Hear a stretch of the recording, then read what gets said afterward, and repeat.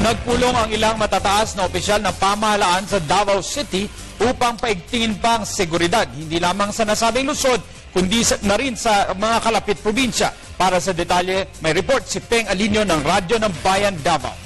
Gagayahin na sa ibang mga syudad sa Mindanao ang mga alituntunin na isnasagawa ng lungsod ng Davao sa pagpapatupad ng mahigpit na seguridad.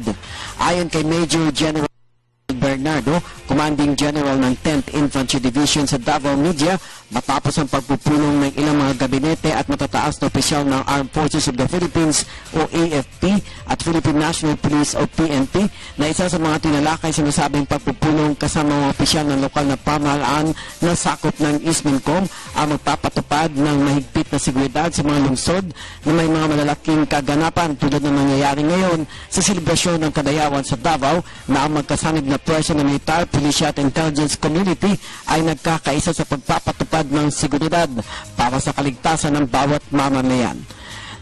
Kaya kami dito, we are really on to target handling sa kayong. Grabe yung, I would say, the deterrence, the disruption, and the interdiction thing that we are doing here para walang mangyari dito sa not only here in Davao City, but of course, Jensan, may area ko pa rin yung Coronadal City. We have also a task force there, even in Kidapawan City, but task force there. So, yes, na tinitingnan ko, Kidapawan City, Coronadal, Jensan, of course, this is Davao. Naganap Biyerkules na umaga ang komperensya sa Eastern Mindanao Commando Ismincom kasama si na Executive Secretary Paquito Ochoa, Department of National Defense o DND Secretary Voltaire Gazmin, Department of Interior and Local Government o DILG Secretary Mar Rojas, kabilang si AFP Chief of Staff Emmanuel Bautista at Philippine National Police o PNP Chief Director General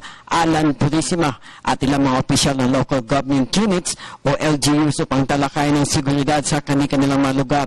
Ayon kay Bernardo, naisaan niya itong regular na pagpupulong sa mga opisyal sa iba't ibang rehiyon ng bansa para malaman ang mga ginagawang pagpapatupad sa seguridad ng militar at pulisya sa Mindanao, kung saan kanilang pinakinggan din ang presentasyon ni Ismincom Commanding General Lieutenant General Rainier Ricardo Cruz. May mga ilang concerns din anya na ipinadating sa Davao del Norte Governor Del Rosario at South Cotabato Governor D.C. Fuentes. Natapos na rin ang kanilang pagpupulong sa Cotabato City at Zamboanga City at susunod na ang Cagayan de Oro matapos City. Para sa Telebisyon ng Bayan, Peng Alinio, Radyo ng Bayan, Davao.